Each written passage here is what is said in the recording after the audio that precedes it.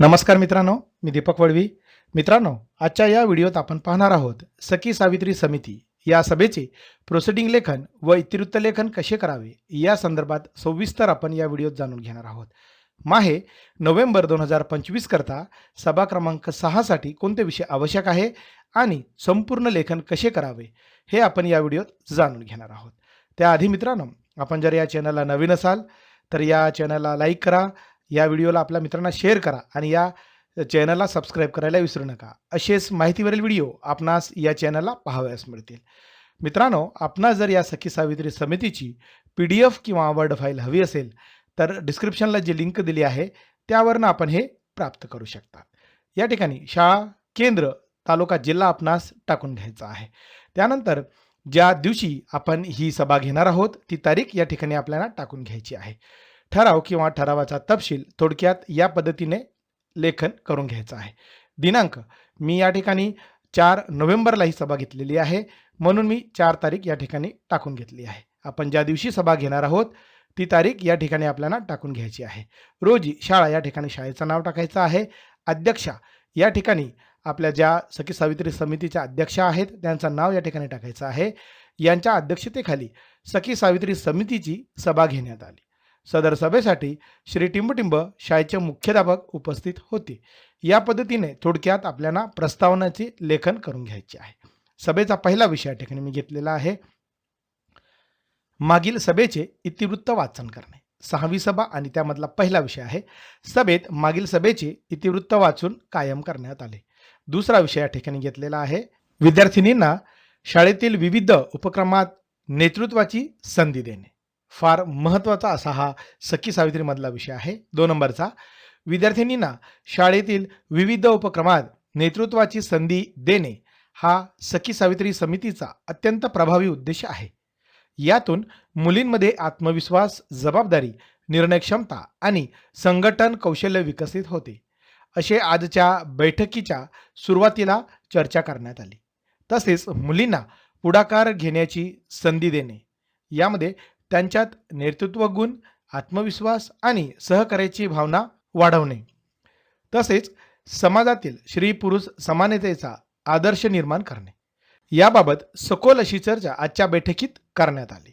व सांस्कृतिक व सामाजिक कार्यक्रमात वार्षिक स्नेहसंमेलन, राष्ट्रीय सण, महिला दिन, बालिका दिन यांचे नियोजन मुलींकडून करून घेणे, तसेच सूत्रसंचालन, भाषण, नृत्य, नाटक या क्षेत्रात नेतृत्व भूमिका देणे, तसेच वर्गातील ग्रुप लीडर किंवा स्टडी लीडर म्हणून विद्यार्थिनींची नेमणूक करणे, शालेय प्रदर्शन, विज्ञान मेळावा, प्रकल्प सादरीकरणात नेतृत्व करण्याला प्रोत्साहन द्यावे. समाजातील महिला आणि मुलींकरता जनजागृती कार्यक्रम मुलींच्या नेतृत्वाखाली घेणे. यातून होणारे फायदे सखी सावित्री समितीच्या अध्यक्षा यांनी सांगितले की आत्मविश्वास आणि समाज कौशल्य वाढते, निर्णय घेण्याची आणि जबाबदारी पेलण्याची तयारी होते, लिंगभेदावरील अडथळे कमी होतात, भविष्यात समाजात नेतृत्व घेण्याची प्रेरणा मिळते. या सर्व बाबींचा विचार करून शालेय विविध उपक्रमांमध्ये विद्यार्थिनींना नेतृत्व करण्याची संधी देण्यात यावी याबाबत सर्वानुमते ठराव करण्यात आलेला आहे. या ठिकाणी सूचक अनुमोदक आपणास टाकून घ्यावायचा आहे. सभेचा पुढचा विषय आहे विषय क्रमांक 3, मुलींच्या शिक्षणातील अडथळे दूर करण्याविषयी चर्चा. मुलींच्या शिक्षणातील अडथळे दूर करण्याविषयी चर्चा हा शालेय सखी सावित्री समितीचा मुख्य उद्देशांपैकी एक आहे. या चर्चेमधून विद्यार्थिनींमध्ये आणि पालकांमध्ये शिक्षणाचे महत्त्व तसेच अडथळे ओळखून त्यावर उपाय शोधण्याची जाणीव निर्माण होते. मुलींच्या शिक्षणातील सामाजिक, आर्थिक आणि मानसिक अडथळे समजून घेणे, त्या अडथळ्यांवर मात करण्यासाठी उपाय शोधणे, प्रत्येक मुलीला शिक्षणाचा समान हक्क मिळवून देणे या विषयावर आजच्या बैठकीत सविस्तर असे निर्णय घेण्यात आले.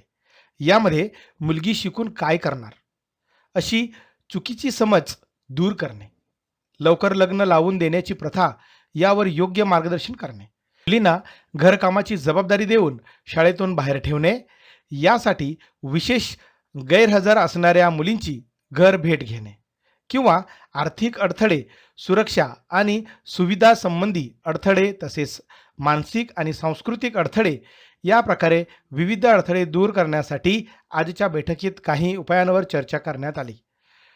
पालक सभा, गाव सभांमधून मुलींच्या शिक्षणाचे महत्त्व सांगणे, सखी सावित्री समितीमार्फत प्रचार मोहीम राबवणे, यामध्ये मुलगी शिकली तर समाज शिकेल, शैक्षणिक मदत योजना राबवणे, सुरक्षा आणि सुविधा उपलब्ध करणे, शिक्षण घेऊन यशस्वी झालेल्या महिला व्यक्तींचे अनुभव शेअर करणे. या उपक्रमातून पालक आणि समाज शिक्षणाच्या महत्त्वाकडे सकारात्मक दृष्टीने पाहतील. शाळा सोडणाऱ्या मुलींचे प्रमाण कमी होईल, मुलींमध्ये आत्मविश्वास आणि शिक्षणाबद्दल उत्साह वाढेल व आजच्या चर्चेमध्ये आलेले सर्व विषय लक्षात घेऊन उपक्रमाचे आयोजन करण्यात यावे याबाबत देखील ठरवण्यात आलेले आहे. या ठिकाणी हा विषय देखील सर्वानुमते मंजूर करण्यात आलेला आहे. या ठिकाणी सूचक अनुमोदक आपणास टाकून घ्यायचा आहे. पुढचा विषय आहे विषय क्रमांक 4, बालहक्क, शिक्षणाचा अधिकार, महिला हक्क याविषयी माहिती सत्र आयोजित करणे. फार महत्त्वाचा असा हा विषय आहे. सखी सावित्री समितीच्या शैक्षणिक आणि जनजागृती उपक्रमांसाठी अत्यंत महत्त्वाचा आहे. बालहक्क, शिक्षणाचा अधिकार, महिला हक्क याविषयी माहिती सत्र हे विद्यार्थिनींमध्ये जाणीव, आत्मसन्मान आणि अधिकारांविषयी जागृती निर्माण करणारे सत्र आयोजित करण्याबाबत ठरवण्यात आले. विद्यार्थिनींना त्यांच्या मूलभूत हक्कांची माहिती देणे, बालक, विद्यार्थी आणि महिलांच्या संरक्षणासाठी असलेले कायदे समजावणे, आपले अधिकार ओळखा आणि त्यांचा योग्य वापर करा हा संदेश देणे ही उद्दिष्ट ठरवून आज चर्चा करण्यात आली. यामध्ये प्रत्येक मुलामुलीला मोफत व सक्तीचे शिक्षण मिळाले पाहिजे. शिक्षणाचा अधिकार, राईट टू एज्युकेशन म्हणजेच RT ॲक्ट 2009 नुसार या कायद्याबद्दल माहिती देणे. 6 ते 14 वयोगटातील सर्व मुलांना मोफत व सक्तीचे प्राथमिक शिक्षण मिळण्याचा हक्क आहे. तसेच महिला हक्क म्हणजेच वुमन्स राईट्स, शिक्षण व रोजगारांचा समान हक्क आहे. त्यामध्ये सुरक्षा व संरक्षणाचा हक्क आहे. घरगुती हिंसाचार, छेडछाड, लैंगिक अत्याचाराविरुद्ध कायदे किंवा सन्मानाने जगण्याचा हक्क याबाबत मार्गदर्शन करणे. यासाठी सखोल माहिती असलेला मार्गदर्शक नेमून या महिन्याच्या शेवटील आठवड्यात या सत्राचे आयोजन करण्यात येईल असे ठरवण्यात आले व हा ठराव देखील सर्वानुमते मंजूर करण्यात आलेला आहे. या ठिकाणी सूचक अनुमोदक आपणास टाकून घ्यायचा आहे. पुढील विषय आहे विषय क्रमांक 5, स्वच्छता, पोषण किंवा मासिक पाळी, आरोग्य यावर जनजागृती फलक बनवणे. 5 नंबरचा महत्त्वाचा असा विषय आहे. स्वच्छता, पोषण, मासिक पाळी, आरोग्य यावर जनजागृती फलक बनवणे हा शालेय सखी सावित्री समितीचा अत्यंत प्रभावी आणि शिक्षणात्मक उपक्रम आहे. अशा फलकांमुळे विद्यार्थिनींना आणि विद्यार्थ्यांनाही आरोग्य, स्वच्छता आणि श्री आरोग्याविषयी योग्य माहिती मिळते असे यावेळी आजच्या सभेच्या अध्यक्ष यांनी सांगितले. आजच्या बैठकीत वरील विषयानुसार फलक तयार करण्याचा उपक्रम घेण्यात आला व हे फलक जनजागृतीच्या वेळेस वापरण्याचे ठरवण्यात आले. यामध्ये स्वच्छतेवरील फलक तयार करण्यात आले. फलकात काही संदेश लिहिण्यात आले, जसे की स्वच्छता हीच आरोग्याची गुरुकिल्ली, दररोज हात धुवा, आजार पळवा, स्वच्छ शाळा निरोगी जीवन, स्वच्छता राखा, आजारापासून वाचा इत्यादी फलक संदेश लेखन करण्यात आले.